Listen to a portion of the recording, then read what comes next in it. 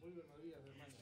Aquí contentos de empezar la semana, conectados con el público Radio Escucha de Betel Radio. Así es, doctor. Estaba dándole la introducción acerca del tema que vamos a tratar en esta mañana debido a las constantes noticias, lamentables noticias que estamos acostumbrados a escuchar lamentablemente por estos incidentes gravísimos respecto a la seguridad ciudadana. Ya iba a decir inciudadana, ¿cómo es posible?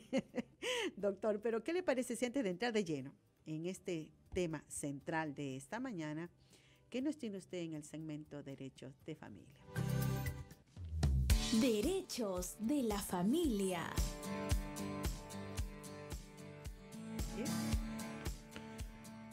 Cabe hacerse la pregunta si hay relación entre la familia y la delincuencia. Y revisando los estudios que se han hecho, sí existe bastante relación entre la familia como factor de predicción de conductas delictivas. La familia es a la vez un riesgo y una protección ante la violencia y la delincuencia. En consecuencia hay que distinguir cuándo una familia es de riesgo y cuándo una familia es de protección ante la delincuencia y ante la violencia. Luego también tenemos que considerar que la falta de apego de una persona a su familia es ya un principio o un factor que desliza hacia la violencia y de ahí a la delincuencia. Por eso es que se dice que la familia es tan importante para la sociedad. La familia no solamente es la célula básica de la sociedad, es decir, la primera célula, la que da origen a todo el organismo social, sino también es pilar y fundamento, porque los niños y los jóvenes encuentran en la familia la fortaleza para la vida. Y si son muy sensibles, le requieren mucho del factor familiar. Y cuando el factor familiar falla o existiendo no cumple sus roles de educación, de moralidad, etc., entonces vamos a ver relaciones entre tipos de familia, tipos de comportamiento de familia y predisposición hacia la violencia o la delincuencia en algunas personas. En consecuencia, hay controversia, pero existe muchísimos estudios sobre la familia como causa y factor de la delincuencia. Y acá me quiero remitir, para terminar el pensamiento, con una frase o un análisis que hizo un gran sociólogo del siglo XIX, español, Donoso Cortés.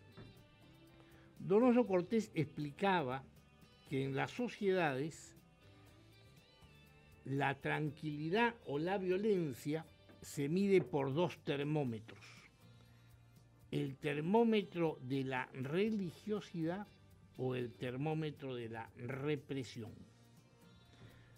La religiosidad entendida como la fe en un Dios, el conocer y cumplir una moral como revelada por Dios y por tanto con obligación de conciencia de cumplirla para hacer el bien y evitar el mal. Y represión en el sentido del derecho penal, no en el sentido psicológico, que tiene otro sentido.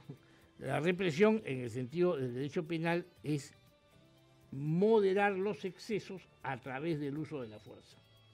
Por ejemplo, la policía reprimió una manifestación, moderó los excesos que pudieran haber en esa manifestación, que es legal, que es legítima, que la gente se manifieste, pero sin excesos. Entonces, Donoso Cortés decía, cuando baja en una sociedad el termómetro de la religiosidad, o es decir, la temperatura de una sociedad se congela porque no va creyendo en Dios, no va teniendo moral, entonces esa sociedad se vuelve muy delictiva y violenta, y en consecuencia es necesario subir las leyes y sacar la policía para que reprima. Interesante las relaciones entre delincuencia, familia y creencia en Dios. Sobre todo porque también no hay que olvidar que en la familia, llamado también un templo, la familia es como un templo familiar, ¿no? O constituye como un templo porque ahí se enseñan las primeras enseñanzas religiosas de fe, las primeras formas de orar y también la moral, ¿no? Porque cuando una madre le dice a su hijo, deja eso que no es tuyo, le está enseñando a respetar los bienes ajenos. Así es. Por lo tanto, la importancia de la familia es maravillosamente grande y maravillosamente sensible, como también la importancia de la moral religiosa, creída y cultivada en la familia y en los templos, porque como dice Donoso Cortés, si baja el termómetro de la creencia en Dios y de la moral religiosa, entonces inmediatamente hay que subir las leyes, hay que incrementar las penas, hay que sacar a la policía, que es lo que nos está pasando. Tiene razón, doctor. Si bien es cierto, voy a lo que usted dice, que se habría que aumentar de repente las penas. Pero si estamos viendo esta, vamos a llamarlo a la crisis o un desorden social que se evidencia en Lima y por tanto en el Perú debido a tanta inseguridad ciudadana, esto tendría su raíz en la pobreza moral de las familias, de la sociedad en sí, porque precisamente como usted lo ha dicho, traigo esto a colación de lo que usted dice, por la pobreza moral, porque la falta de valores y de principios que lamentablemente los padres no saben inculcar desde que el niño está pequeñito, porque tenemos que tener en cuenta que debemos inculcar los valores y los principios, los valores de la vida. Nosotros podemos hacerlo y que se pueda cumplir en la familia, porque estos valores son muy importantes, la verdad, la justicia, la unidad, la libertad, a respetar lo que es de otro. En fin, son muchas las cosas y los temas en que podemos ver este aspecto de la inseguridad ciudadana. Nos vamos a una breve pausa y retornamos con mucho más.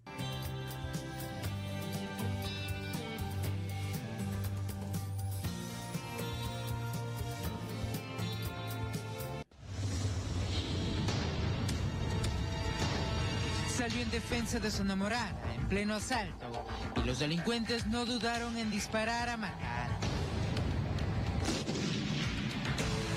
Jesús Fabricio Román Rochabrún salía de estudiar junto a su joven enamorada del instituto y la acompañaba a su domicilio en San Borja cuando fueron atacados por unos raqueteros.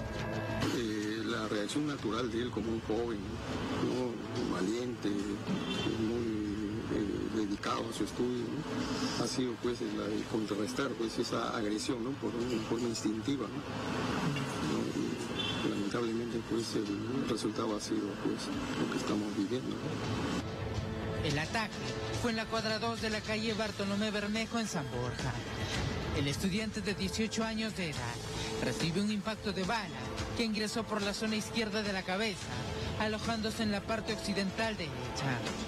Está en un estado bastante grave y que en realidad ven muy difícil una recuperación. La enamorada de la víctima, identificada como Valeria Moravaca, se encuentra completamente destrozada por lo ocurrido. Ella evitó declarar.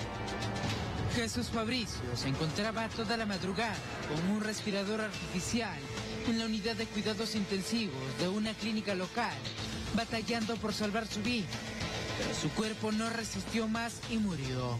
La familia exige la captura de estos delincuentes y que les caiga todo el peso de la ley.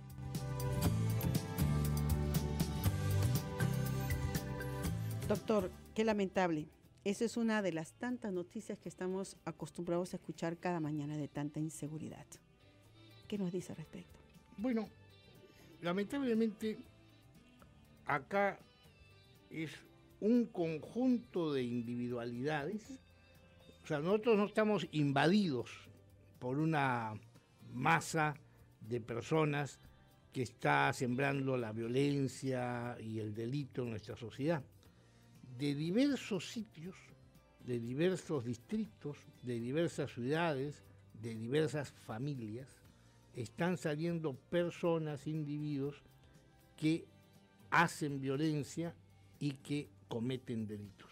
Doctor, ¿qué le parece? Hacemos una brevísima pausa de acuerdo al comentario suyo. Ya nos indican que tenemos en comunicación telefónica a Aldo Llanos, así que estamos con él. Así que muy buenos días, Aldo, gracias por aceptar nuestra invitación. Muy buenos días a todos ustedes en Betel Radio. Nuevamente para mí es un honor poder compartir con ustedes esas reflexiones sobre un problema tan acuciante y tan grave que nos toca afrontar como sociedad en estos últimos tiempos. Si bien es cierto, Aldo, que tenemos que afrontarlo, de repente el Estado a través de las instituciones tiene que hacer de repente un plan en conjunto con las diversas instituciones para contrarrestar la inseguridad ciudadana, pero hay algo que tiene la raíz en este problema, que es la familia, ¿no? Porque yo pienso que si de todas maneras las familias hacen o tienen una responsabilidad compartida con las instituciones de allí podríamos nosotros resolver este problema de inseguridad ciudadana. ¿Cuál es su opinión al respecto? Sí, ciertamente. El tema es ambivalente, porque por un lado, mucha gente reconoce, en los sectores gubernamentales, reconocen la importancia de la familia como un primer lugar en el cual las conductas, los comportamientos de las personas que la conforman pueden ser modeladas para expresarse en una correcta y sana ciudadanía. Por otro lado, también se están utilizando un montón de actos políticos para desacreditarla, para no cuidarla como familia, sino para llamar familia a cualquier otra cosa. ¿A dónde quiero llegar? Quiero llegar de que hagamos un breve análisis de la ola delincuencial que estamos afrontando desde aproximadamente unos 10 años atrás, que ha ido aumentando exponencialmente.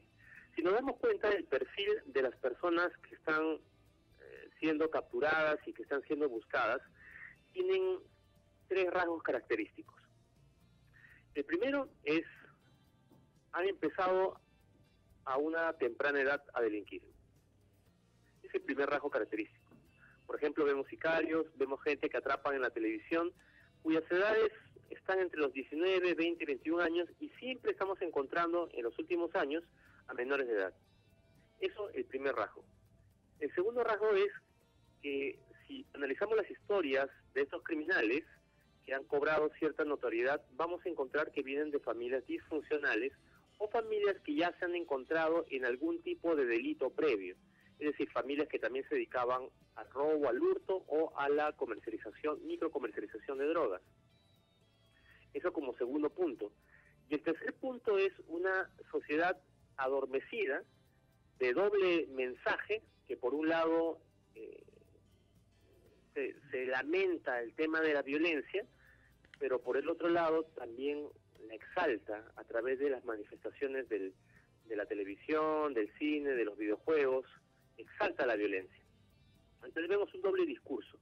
Entonces, en esta situación vemos esos 3 factores a los cuales el Estado, si interviene como políticas de seguridad ciudadana, puede hacerlo, pero estaría funcionando como una suerte de apagaincendios.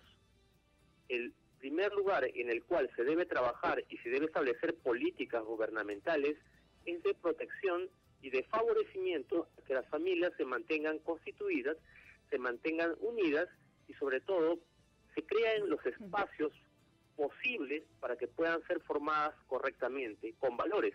Ahora, estos valores de por sí tampoco ayudan mucho si es que no se ejercen, y ese valor ejercido se llama una virtud. Cuando el joven, el adolescente, el niño no es educado primero en el conocimiento de los valores y luego en la ejercitación de las virtudes, difícilmente podrá ser un ciudadano responsable y que no caiga en vicios o no cruce la línea entre lo legal y lo ilegal, convirtiéndose en un joven delincuente. He ahí la importancia de la familia. Entonces, ¿quieres que aumenten los delincuentes? Pues simplemente sea una familia desunida, disfuncional. ¿Quieres que hayan más robos, más latrocinios? Pues no corrijas nunca a tu hijo, simplemente evítate un problema, entre comillas, y déjalo pasar, déjalo ser. Cuando no se disciplina, cuando no se forma, cuando no se enseña, cuando al adolescente no se le enseña el buen camino y aún así también no se le dice que no, lo cual cuesta bastante. Entonces es que aparecen estos actos delincuenciales, como lo dijo el doctor, que por todos lados se empiezan a germinar, y esta es una señal de que algo se debe hacer a nivel familiar, que lo cual no se está haciendo. Exactamente. Si bien el tema del delito es un problema individual, preocupa cuando la delincuencia empieza a escalar estadísticamente a una cantidad de casos de los cuales ya el delincuente no es el raro, sino a veces el delincuente es una proporción importante de nuestra sociedad que se vuelve furtivamente o ocasionalmente delincuente. ¿Cuántas veces vemos que hay gente que habitualmente no está dedicada al robar, pero si ve la oportunidad de robar, roba? Entonces es un delincuente potencial predispuesto para la ocasión. Y esto es peligroso. O bien gente que no está en ninguna pandilla de delincuentes, pero cuando van al fútbol, matan. Entonces a veces, ya no es necesario tener la bandera de pirata para cometer fechorías, sino con cualquier bandera, la de un colegio en deportes, la de un equipo de fútbol, de una competencia, o la individual en cualquier momento y circunstancia, se traspasan los límites del respeto al prójimo. Ahora, acá hay una, y quiero terminar acá con una, para poderlo ir reflexionando. ¿Cuál es la raíz del problema? La falta de amor. Así es. El que ama no puede delinquir.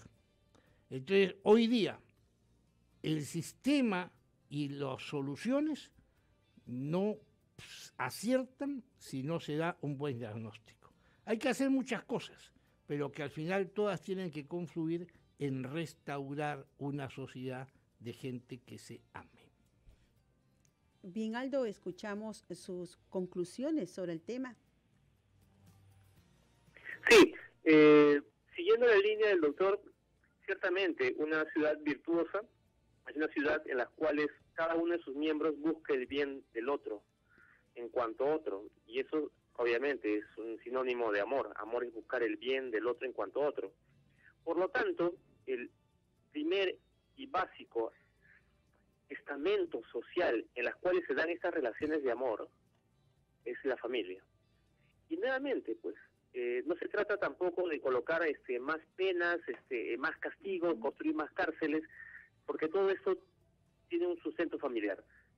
Estos delincuentes de 15, 16, 17 años no tienen padre, no tienen madre, no tuvieron una familia en la cual les enseñara que no debes coger los juguetes ajenos, o es que también son hijos de otras personas que de repente se rasgan las vestiduras diciendo, oye, sí, qué mal estamos en el Perú, que mucho latrocinio, pero sin embargo se lleva las hojas bond de su lugar de trabajo. Sin embargo, cuando el cobrador de la combi se olvida de pagarle el pasaje, no le paga el pasaje, se baja simplemente.